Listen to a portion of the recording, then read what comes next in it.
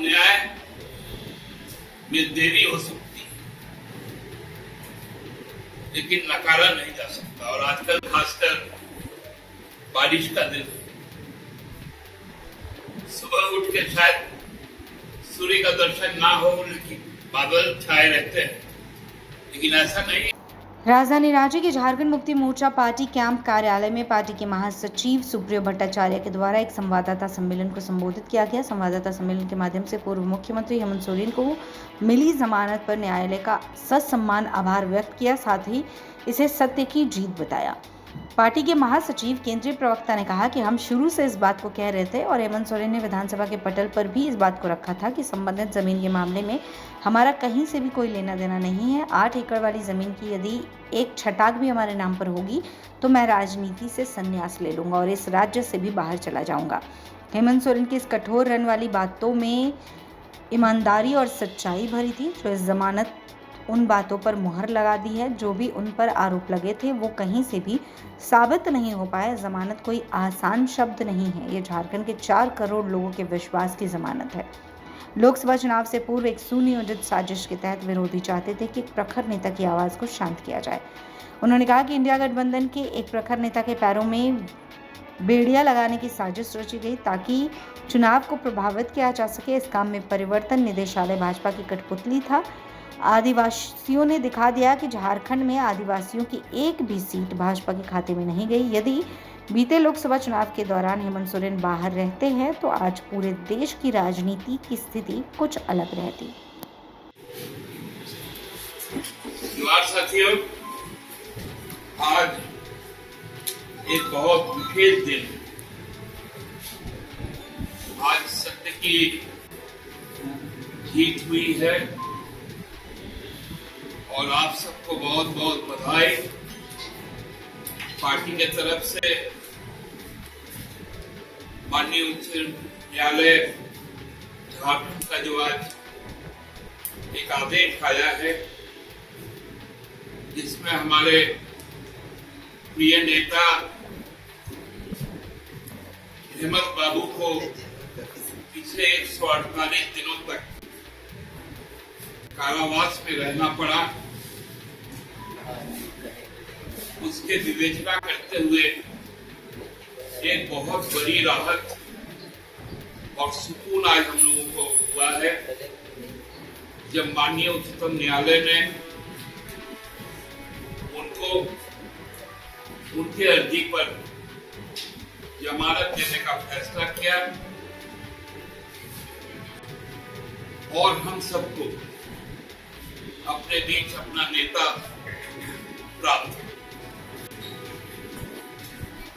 हम लोग शुरू से इस बात को कहते आ रहे थे और हेमंत बाबू ने विधानसभा के पटल पर भी जो बातें कही थी कि अगर एक छटाक जमीन, जो कथित जमीन 8 एकड़ कुछ डेसिमल का है, वो यदि हमारे नाम पर होगा तो मैं ना केवल राजनीति से संन्यास लूंगा, वरन इस राज्य से भी बाहर चल जाऊंगा। उनका ये कठोर प्रण जो था, क्योंकि उस बातों में ईमानदारी और सच्चाई फूट फूट कर भरी हुई। आज उसी का स्वीकारोक्ति इस जमानत के आदेश पर भी कहीं से भी ये बातें साबित नहीं हो पाई। कोई डॉक्यूमेंट्री एविडेंस आज तक नहीं आ पाया पिछले 5 महीनों में, और उसके पहले जो 3, 4, 5, 6 महीने लगाए प्रवर्तन निर्देशालय ने, कई बातें सामने नहीं, जिसके कारण आज हमें यह जमानत मिली। यह जमानत कोई आसान शब्द नहीं, ये झारखंड के 4 करोड़ लोगों के विश्वास का जमानत है।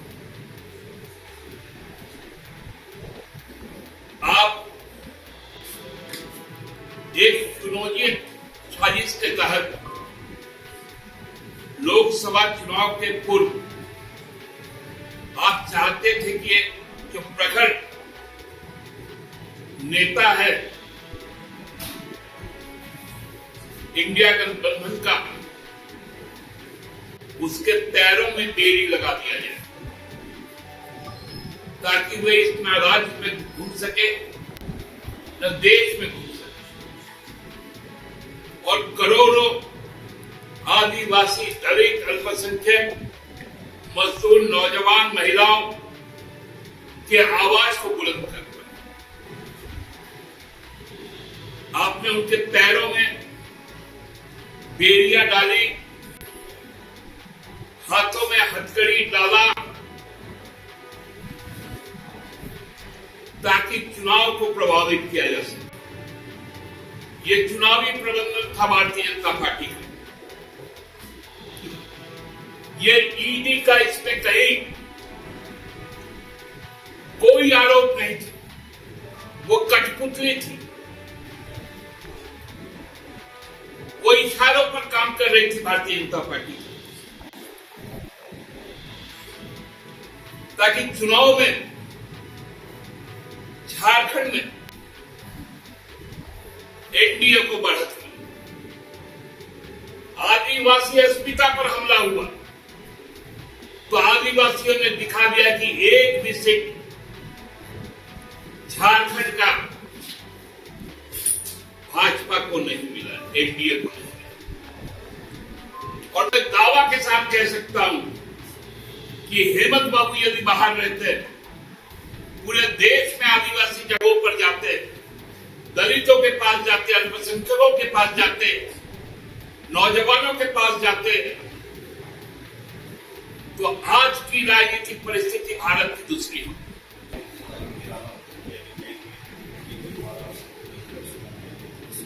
न्याय की उम्मीद और संविधान पर विश्वास, यह हमारा आधार है। आप न्याय में देरी हो सकती है लेकिन नकारा नहीं जा सकता। और आजकल खासकर बारिश का दिन है, सुबह उठ के शायद सूर्य का दर्शन ना हो, लेकिन बादल छाए रहते हैं, लेकिन ऐसा नहीं है कि सूरज नहीं उगता है और हमेशा के लिए बादल रहेंगे, वो धूप तो आएगी।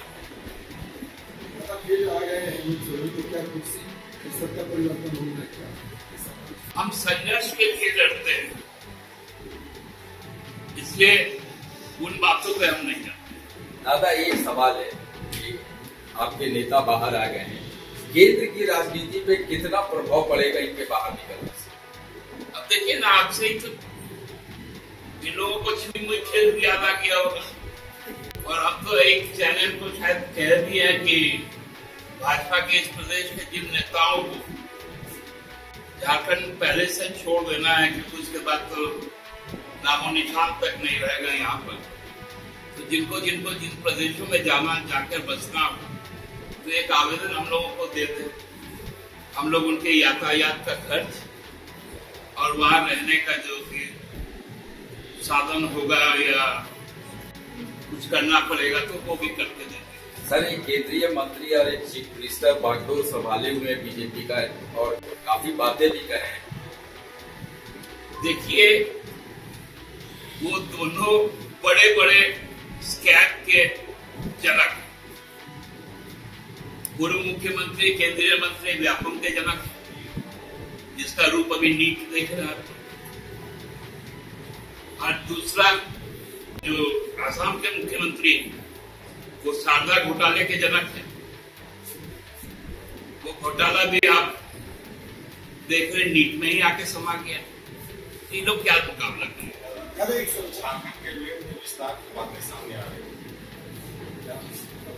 बातें सामने आ रही है, सामने रहने दीजिए। कांग्रेस को निर्णय लेना है पहले। एक सवाल है, इस पूरे घटनाक्रम में अगर किसी का कर बढ़ा तो जोड़ेगा जेएमएम, और अब मतलब चुनाव में भी दिख गया कि जेएमएम जो अकेली संख्या में जाकर भी सरकार बनी, तो दीगर मतलब गठबंधन भी चलते हैं, क्योंकि प्रदेश में हमारी जब यहाँ से गए तो 33 सीट, मतलब छोटे भाई से बड़े भाई की भूमिका। हम तो बार बार आप लोगों से कहा है 33 सीट क्यों? कांग्रेस 81 सीटों पर लड़ना चाहिए, जेएमएम को भी 81 पे लड़ना चाहिए, वाम शक्तियों को भी 81 पे लड़ना चाहिए, राजद को भी 81 पे लड़ना चाहिए, ताकि लड़ाई मजबूत हो। और जब लड़ाई मजबूत होगा तो गठबंधन जीतेगा। सब मिलकर हम एनडीए से लड़ेंगे। आप बीजेपी का मोदी जी, नेता राहुल गांधी प्रधानमंत्री हो, नेता प्रतिपक्ष नहीं होते, क्योंकि लगभग 30 सीटों का हमारे झारखंड में और 9 सीट और पूरे देश में कम से कम 30 सीट, ये 40 सीटों का इजाफा इंडिया गठबंधन को होगा। आपने भारतीय जनता पार्टी ने साजिश के तहत अपने चुनाव को मैनेज किया, लेकिन अब जो हम लोग कहते हैं ना, साजिश का हो गया अंत, बाहर निकल गया अपना हेमंत, ये आज का नारा है। साजिश का हो गया है अंत, बाहर आ गया है हमारा नेता हेमंत। और जब भी आप विधानसभा का चुनाव करवा लीजिए, मैं तो चुनौती देता हूं, चुनाव आयोग कल चुनाव करवा दे, हम भारतीय जनता पार्टी को सिंगल डिजिट में रोक देंगे और अपने कुवत पर झारखंडियों की सरकार बनाएंगे। 8 एकड़ जमीन जो भूयेरी जमीन है, जो पहाड़ की जमीन है, जिस पर बिजली का जो मीटर लगा हुआ है वो पहाड़ का है, और कहते हैं कि वो हेमंत सोरेन का पीएनए है।